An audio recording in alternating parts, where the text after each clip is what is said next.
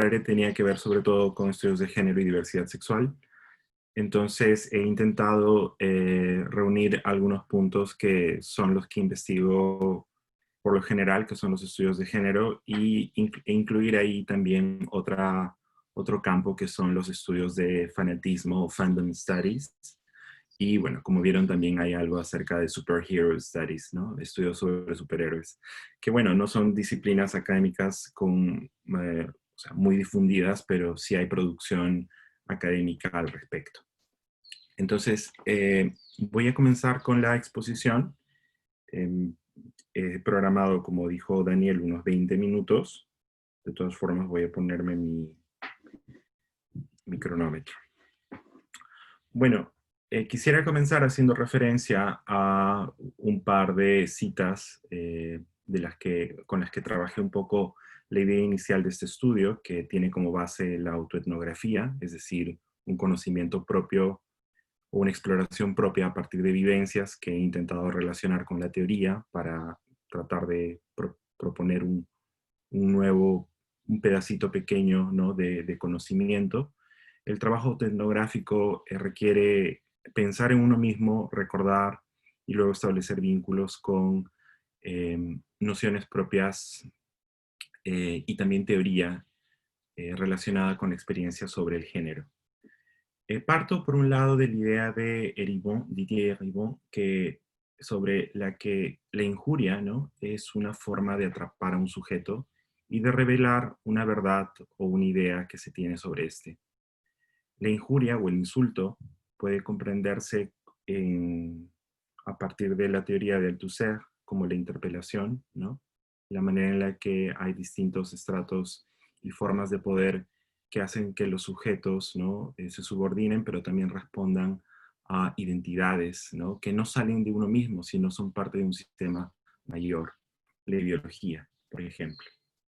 También parto del trabajo que ha hecho Giancarlo Cornejo en torno a infancias queer, en particular también la etnografía que hizo sobre su vivencia como eh, niño maricón, ¿no?, en el colegio y su experiencia también con una experiencia muy propia familiar, ¿no?, en relación con las mujeres del hogar y la manera en la que ya una vez siendo grande y a partir del conocimiento académico teórico ha podido reclamar este espacio o esta infancia.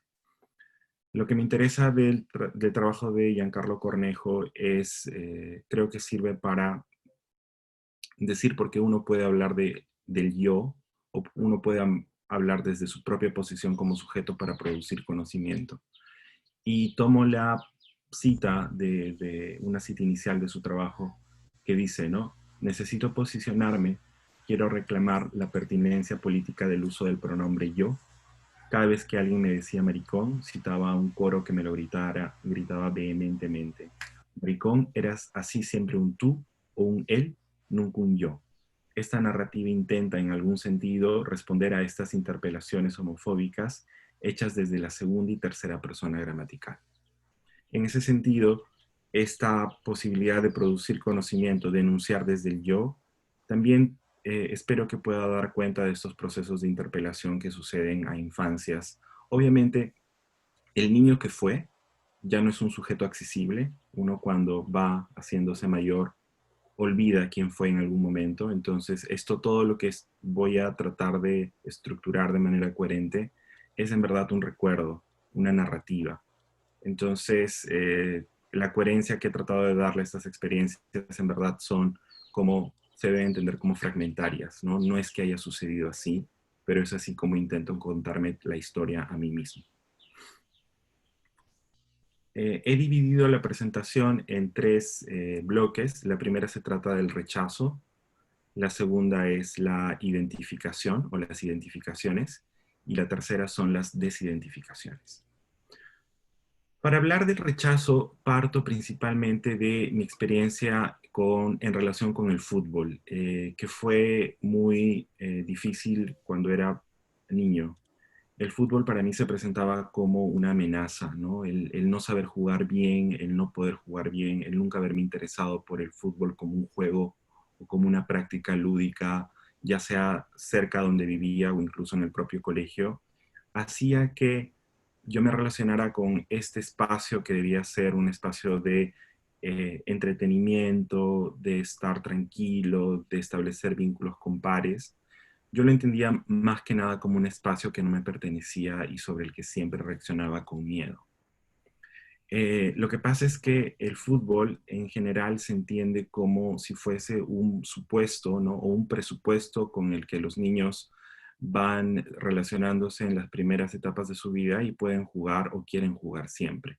No se entiende que es posible que en verdad el fútbol sea una suerte de espacio restringido que se construye con dinámicas específicas para excluir también, ¿no? Entonces, yo entiendo, ¿no? El fútbol, esta manera en la que se juega y se establecen ciertos límites en el espacio, por ejemplo, una cancha, ¿no? De fútbol, las canchas como las llamamos acá, son espacios en los que hay un determinado grupo de personas que hacen un ejercicio del cuerpo, por más jóvenes que sean, más chiquitos que sean, están haciendo una práctica corporal que va definiendo los límites de lo que va a ser su experiencia corporal y cómo es que se muestran a otros, ¿no? Entonces, ese juego del fútbol ya implica tecnologías del género en la manera en la que eh, estas personas van a aprender a socializar mediante el fútbol, pero también a mostrar el cuerpo mediante el fútbol y también a moverse de acuerdo a una forma específica mediante el fútbol. Y estos procesos de socialización que suceden en espacios que se supone son de entretenimiento, también son una demostración de cómo se puede usar estos símbolos masculinos que no son accesibles a todos a una temprana edad, ¿no? Entonces, la idea que tengo yo es la siguiente, ¿no? El juego de pelota entre niños es un velo sobre la manera en que las dinámicas de género permean los momentos en los que se supone que se busca entretenimiento, un gozo inocente y sin violencia. El fútbol en el colegio es un medio para actuar como un niño, demostrar ser un niño y de hacerse un niño, ¿no? Entonces, más allá del juego o del entretenimiento, entendamos el fútbol también como una tecnología de género que está integrada en las acciones más inocentes que se esperan de las infancias. Al hablar de infancias, estoy tratando de no usar la palabra o las opciones binarias niño-niña, ¿no? Entonces, cuando hablo de infancia o infancias, me refiero en general a la niñez, ¿no? Como un conjunto o un sustantivo común, ¿no? Hay una cita muy interesante que he encontrado en varias obras referidas al fútbol en el colegio, que de una u otra forma siempre trae a la mente la idea de otro tipo de niños, ¿no? O de infancias que están en el salón de clases, que no son necesariamente los que juegan bien al fútbol o los que siempre les gusta patear la pelota. Se trata de el Lorna y el maricón, ¿no? Que son dos posiciones dentro del salón de clase que también siempre están presentes. El Lorna tal vez es una jerga muy peruana, pero se refiere al nerd, ¿no? Al chico tontolín, tonto, ¿no? Que incluso medio flaco, que no tiene una corporalidad desarrollada incluso a la edad que le correspondería, mientras que el maricón es el niño afeminado, ¿no? El niño que incluso puede, también implica a veces unas imágenes corporales de delicadeza o de formas del cuerpo específicas. Y la idea de estas dos posiciones dentro del el espacio escolar, el Lorna y el Maricón, también permiten que se construyan otro tipo de masculinidades más centrales, ¿no? Mientras que el Lorna y el Maricón son estas masculinidades o modelos o posiciones masculinas que son periféricas, ¿no? Entonces, la posibilidad de que existan estas posiciones en el salón de clase hace que el propio salón de clase sea como un minicircuito de masculinidades que siempre están en juego. Y ese circuito o ese sistema de masculinidades replicadas en un ecosistema tan chiquito como un salón de clases, que puede ser de, no sé, unas 30, 35 personas, lo que hace, ¿no? Es hasta cierto punto socializar e integrar las nociones de género a estos pequeños sujetos. Entonces, el fútbol, cuando se juega, no solamente es un juego entretenido para muchos, pero también es una performance, una demostración, una demostración del cuerpo, un juego con el cuerpo, un saber hacer con el cuerpo, un aprender a saber hacer con el cuerpo, y a la vez también es performativo. La idea de performatividad es algo que se ha trabajado mucho en el ámbito de los estudios de género, la teoría queer en particular, y cuando hablamos de performativo, de que algo es performativo, nos referimos a que la idea de que existe en verdad surge de haberlo nombrado, ¿no? Entonces, todos creemos, hay mucha gente que cree que el género y el sexo son entidades estables, pero en verdad lo que sucede es que esta noción de realidad que irradia del género del cuerpo sexuado, en verdad sucede en la medida en que se hace, ¿no? El género existe en tanto se nombra. Entonces, cuando hablamos del fútbol como performatividad, estamos demostrando cómo este juego, que puede ser lúdico o entretenido, en verdad lo que hace es producir nociones y posiciones de género. Con el tiempo, uno recuerda o uno se da cuenta que esos espacios en los que juegan estos otros niños no son espacios a los que uno está invitado, ¿no? Y comienza a elaborar nociones propias sobre cómo vivir una posición de género, que siempre estamos generizados, ¿no? Entonces, entiende que esos espacios no son necesariamente los que va a poder habitar y comienza a buscar otros espacios lúdicos, otros espacios de juego en los que también uno puede supervivir. Y yo quisiera hacer mucho énfasis en la noción de supervivencia, porque las infancias queer no necesariamente son infancias que tienen una vida asegurada o sostenible después de la infancia, por cuestiones sistémicas, ¿no? Sistemáticas, de que las personas o sujetos queer siempre van a estar creo yo, ¿no? En riesgo, ¿no? Entonces, la idea de atravesar la infancia vivo es lo que a mí me hace usar la palabra supervivencia. Ahora quisiera pasar al segundo punto de identificación, viendo cómo, para hacer referencia a espacios en los que tal vez el fútbol no era ya necesario y yo como sujeto intenté también encontrar otras formas de identificación, ¿no? De socialización o de trabajo también simbólico, semiótico con otras prácticas. Y aquí, obviamente, me refiero ya al trabajo con la televisión, el hecho de ser espectador de series de televisión y determinados contenidos. Yo le tengo yo encuentro en el símbolo de la Mujer Maravilla mucha esperanza y también he encontrado en ella formas de construir una subjetividad que ha sostenido hasta el momento, ¿no? Entiendo una suerte de eje a partir de esta imagen.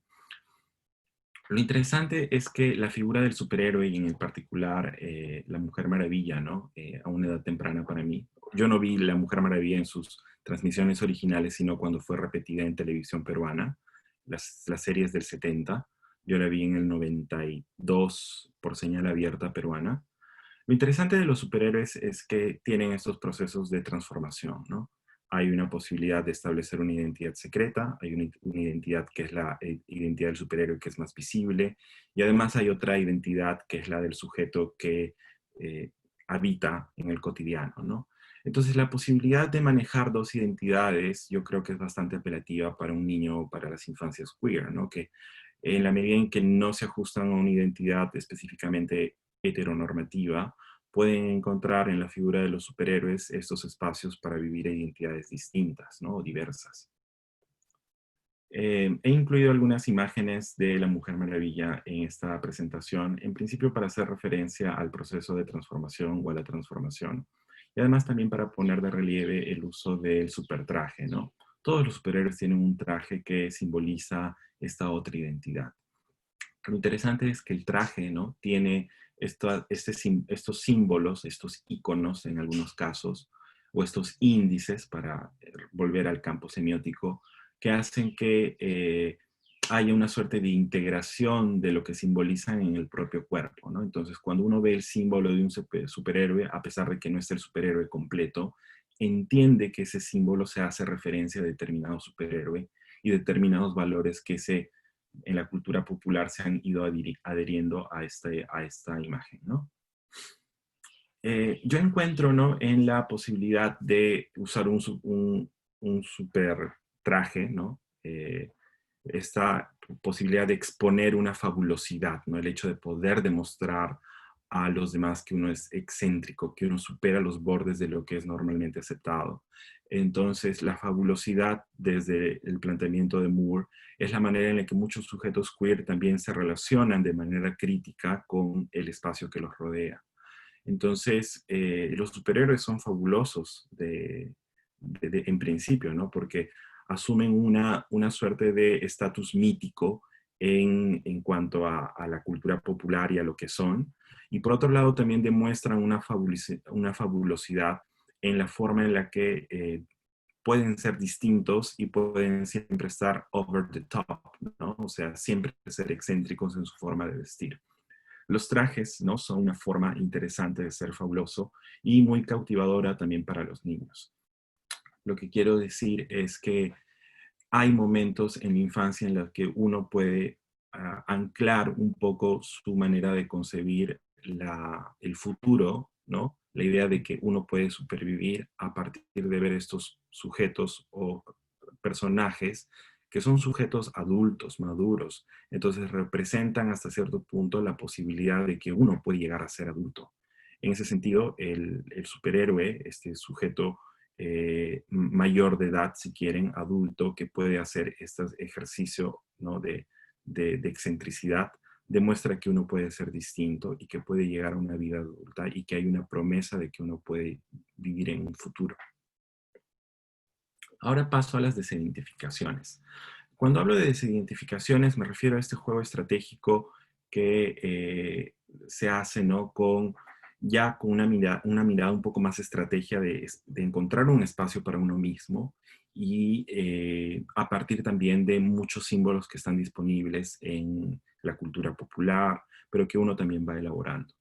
Voy a referirme rápidamente también a un aspecto de la cultura popular, en este caso ya pasando específicamente a Batman. Bueno, Batman ha sido siempre un espacio, un tema en el que el género se ha negociado muchísimo, principalmente porque cuando había los cómics de Batman y Robin, había una suerte de amenaza en relación con la posible vínculo homoerótico u homosexual entre los personajes. Por eso es que ya en determinado momento, incluso en la serie de televisión de los 60, hubo como un elemento en medio que trató de zanjar esa posibilidad de vínculo homoerótico, ¿no? Que fue Batichica, pero también pusieron a Batimujer, en algún momento pusieron al Batiperro, al Batimono, ¿no? O al Batiduende, para que fuese una suerte de cesura entre los dos personajes masculinos que se supone iban a ser roles, podían ser roles potenciales de género u homosexualidad, de acuerdo a lo que se quiera comprender, ¿no? Con el tiempo, Batman ha sido reinterpretado por muchos otros directores en las grandes industrias de entretenimiento, ¿no? Tal vez una representación que se ha llevado mala fama es la de Schumacher, en particular porque hacía referencia en principio al Batman de los 60, ¿no? A este de acá, ¿no? Al que vemos en esta otra diapositiva. Y además porque había claramente una especificidad en cuanto al cuerpo masculino, ¿no? Si ven en esta fotografía, ¿no? Robin tiene pezones, ¿no? Entonces hay un señalamiento al cuerpo masculino que ha resultado incómodo, ¿no? En nuestros tiempos para muchos sujetos que ven en Schumacher una suerte de amenaza o vuelta al Batman que es potencialmente homoerótico. Sobre esta imagen se han transformado, esta es anterior, ¿no? Esta es la de Burton, la de 1989-1992, con Batman, Batman Vuelve, que aunque muchos lo quisieran negar, ¿no? Batman siempre tiene un registro camp, ¿no? Entonces, por más de que se quiera hacer de él el personaje más serio, como sucede en el caso de Christopher Nolan y la representación de Christian Bale, Batman siempre va a ser un sujeto que se está vistiendo con un traje, ¿no? Entonces, Batman siempre va a ser un sujeto en drag, ¿no? Entonces, es una poética del dracunismo, pero llevada al ámbito de los superhéroes. Entonces, con el tiempo, ¿no? Estas reinterpretaciones de Batman parece que son medio circulares, porque siempre vuelven a enfocarse en la posibilidad de un registro homoerótico. Este es el Batman de Ben Affleck, Este es el Batman de Ben Affleck con el Superman de Henry Cavill, que sin duda nos hace pensar en las imágenes de Tom de Finlandia. Y para ello, para evitar esas lecturas que pueden ser medio queer, nuevamente aparece el anclaje en esta figura que va a dividir a Batman de Superman y de cualquier registro homoerótico, que va a ser la Mujer Maravilla, ¿no? Que en su momento fue Batichica. Para ir cerrando, quisiera decir que los superhéroes en en estas industrias culturales masivas de entretenimiento, eh, lo que proponen es figuras que también puedan ser transferibles o traducibles, como podríamos hablar en el ámbito de la traductología, a otro tipo de textos multimedia, ¿no? En este caso, el texto sería, la traducción sería del texto fílmico a estas figuras de acción. Lo interesante es que para los niños que juegan con figuras de acción, el trabajo semiótico, el trabajo de crear significados, a eso me refiero con trabajo semiótico, sucede cuando tienen a las figuras de acción en la mano o juegan con las figuras de acción en la mano. Jugar con figuras de acción es como jugar con muñecas, si quieren, ¿no? En inglés se entiende mejor el juego de doll, ¿no? Muñecas, figura de acción. Pero lo que permite el juego con la figura de acción es obviamente una alternativa para aquellos que no juegan fútbol. Y en las figuras de acción yo encontré también un espacio para poder explorar este cuerpo del sujeto adulto, ¿no? No, y no quiero llevar esta exploración del cuerpo masculino como sujeto adulto al registro sexual. Hay etapas en el desarrollo de un sujeto que son presexuales, entonces no hay una suerte de objetivización de espacios corporales específicos con fines de placer ni nada, pero sí hay una suerte de erotismo o relación con la figura del cuerpo, ¿no? Eh, y aquí lo explico un poquito mejor. En el juego con las figuras de acción, la identificación con el cuerpo del superhéroe afianzó las rutas del deseo, una forma de comprender una sexualidad. Este proceso es uno erótico, pero no por ello sexual. Hay fantasías por los cuerpos que preceden el despertar sexual, el despertar identitario y el tirón de la genitalidad, ¿no? Hay cosas que no tienen que ver necesariamente con estos espacios sexuales definidos por el sistema sexogénero. En el juego con el cuerpo del superhéroe, lo que se explora no son espacios convencionalmente sexuales, sino las posibilidades del cuerpo, de que el cuerpo puede llegar a ser el cuerpo adulto. O nuevamente la promesa de una supervivencia. Quiero cerrar con la idea siguiente, ¿no? En el fútbol hay una idea de futuridad, de entender que los niños que juegan al fútbol están deviniendo buenos sujetos y que van a ser buenos sujetos a futuro.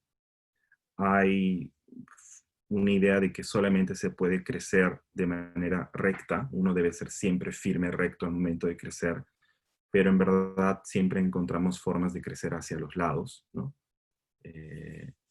Y bueno, en la manera en la que uno crece también se le inculcan algunas ideas sobre cómo uno siempre tiene que hacer las cosas bien, o tiene que sacar buenas calificaciones, o tiene que ser exitoso.